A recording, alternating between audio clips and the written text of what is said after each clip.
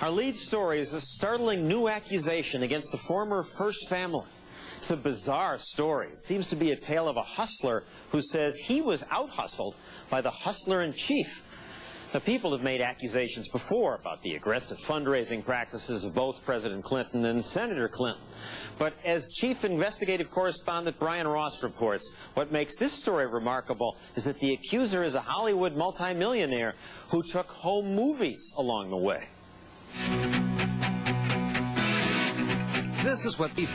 If I could turn back time. Top stars as guests: Brad Pitt, Patrick Swayze, John Travolta, Gregory Peck, Shirley MacLaine, Jimmy Smits. In the kitchen, a top chef for the food. And on the lawn, a private concert featuring Cher. I don't know why I did the things I did. And as the guests of honor, the President of the United States and the First Lady. It's one of those things that happens once in a lifetime. No expense was spared on this glamorous night last year, designed to raise money for Mrs. Clinton's Senate campaign. All put on, and now it seems almost all paid for by one man, the man with the beard, a Hollywood promoter, producer, internet millionaire, and convicted felon by the name of Peter Paul. I've produced many events, and this was just the best I've ever been involved in. And everybody told me the best they had ever attended. But now, in a remarkable falling out, Peter Paul has filed a lawsuit against the Clintons in California state court, saying he wants his money back, more than $1.5 million of it, because, he says, the Clintons double-crossed him. They took the money. They knew that it had a value to them. They promised to do certain things. They reneged on their promise. That was just a business deal. Yeah. With what has to be the ultimate in hood money people who court politicians in both parties, Peter Paul comes with a lot of baggage. These were federal convictions. It's any time that the Secret Service runs your Social Security number, those are the first things that come up. Yet Paul had repeated and ready access to the heavily guarded First Lady and the President. And he says he has the documents, photos, and home videos to back up some of the key details in his story. What looks to be the story of a Hollywood hustler who is now complaining he was out-hustled by the man he calls the hustler-in-chief. Absolutely, I was hustled. I was fresh meat. You know, by the time I got involved, they had hit up all the heavy hitters. Fresh money, millions. And I was easy. Senator Clinton and her staff now act as if she barely knew Peter Paul. But his home videos tell a different story, starting with a private lunch Paul co-hosted for Mrs. Clinton at the Beverly Hills restaurant Spago. Tell me, I'm so excited. Dionne Warwick sang for the small group. Keep smiling, keep shining. Ironically enough, that's what friends are for. Numerous stars were there, but Paul and his wife Andrea were the ones seated right next to Mrs. Clinton. In fact, Paul's home videos picked up Mrs. Clinton, saying she had stopped using email messages because of all the investigations she had been through. I've been investigating all that, you know why? Right, yeah. But my God, why would I ever want to do email? No, Can you imagine? Paul says he put up $30,000 to be the co-host of the lunch. And in total, he estimates he has canceled checks and other documents showing more than $1.5 million in direct and so-called in-kind contributions to support the Hillary campaign last year.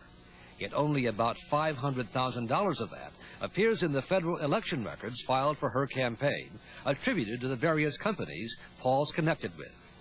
Democratic officials say they simply reported what Paul told them, which Paul says is not true.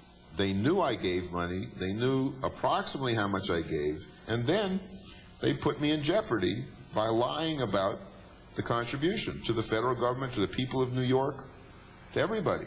Paul says a top Democratic fundraiser by the name of James Levin, a member of the Clinton Library Board, led him to believe the president would help his fledgling internet company and maybe join the board once he left office, in exchange for million-dollar contributions to both the Hillary campaign and the Clinton Library. He stayed there overnight, and when he came back, he said to me that the president was agreeable. Levin acknowledges soliciting money from Paul, but says Paul is lying about any deal and that he never talked to the president about Paul. Isn't it possible you were just being played for a sucker? It's possible, except that I think their first intention was Let's make a deal and let's get the money.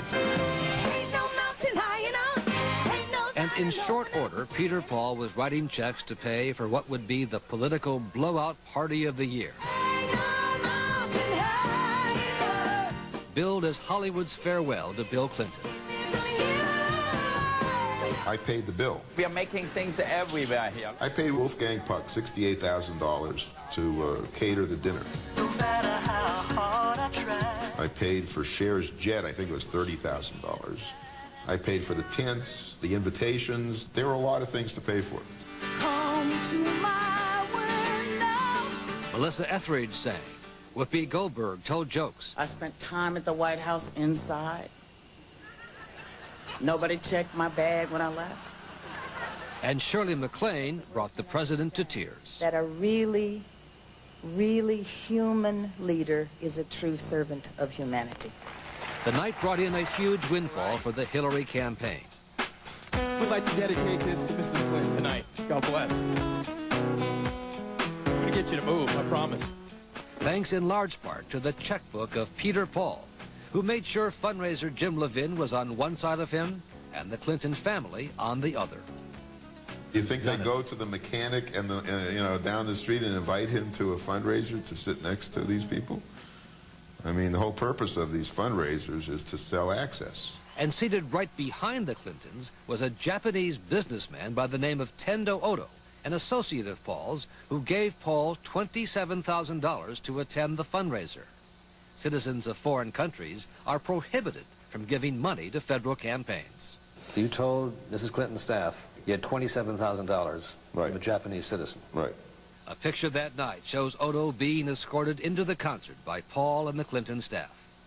Odo told 2020 he was unaware the $27,000 sent to Paul could be considered an illegal contribution. Did anybody ever tell you you must return that? You can't take money from a... No one ever told me anything about the money. And ultimately, they promised to invite Mr. Odo to the last state dinner at the White House. And sure enough, 2 months later, there was Odo attending the state dinner for the Prime Minister of India. But for all his efforts, Paul's scheme fell apart just a few days after the big party, when a story broke about his criminal record in the Washington Post. Paul says the Clinton staff quickly distanced itself from him and returned a small $2,000 check he had given earlier in the year. What they said was, oh, who? Peter Paul? Oh, yeah, I think he was a producer of the event. He gave the $2,000, we forgot about it, but we're sending it back. We wouldn't take any money from him.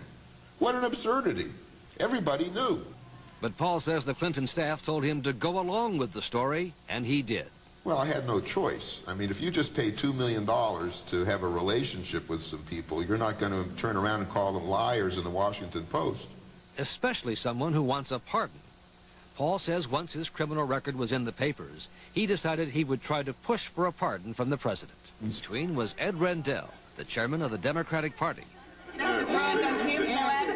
with whom he and his wife Andrea had become friendly. And he said, yes, he knew about it, he was working on it. In a statement to 2020, Rendell said Paul's allegations are completely and utterly false, that he never spoke to Paul about a contribution or a pardon. He said, well, I know what you're talking about, and that's being worked on. Ed called me a couple of weeks later and hit me up for some money for the National Constitution Center. So what did you say to that request? Well, I said to him, come back to me when you can give me some answers about, what I'm interested in. And then? That was it. Didn't get anything. And they abandoned me. And now Paul has new criminal charges to worry about. Earlier this year, he moved his family to Brazil and has since been indicted on federal stock fraud charges, which he denies, but has yet to return to face in court. Senator Brian Ross from ABC 2020. How are you? Last week in New York, Senator Clinton would not even say if she recalled meeting Peter Paul. She said she didn't want to talk about his allegations because his lawsuit is being brought by the top man of a group called Judicial Watch, which has brought numerous lawsuits before against the Clintons and members of their administration. And I'm just not going to comment on it. It is not anything that I'm going to have anything to say about. It'll just work its way out as all of his frivolous lawsuits do. Would you recall Mr. Paul? Do you recall working with him at all? If the judge allows it, Paul says he will call as witnesses every one of the A-list stars he invited to the big party to see what they recall. For a lot of reasons, for a lot of people, it may truly be a night to remember.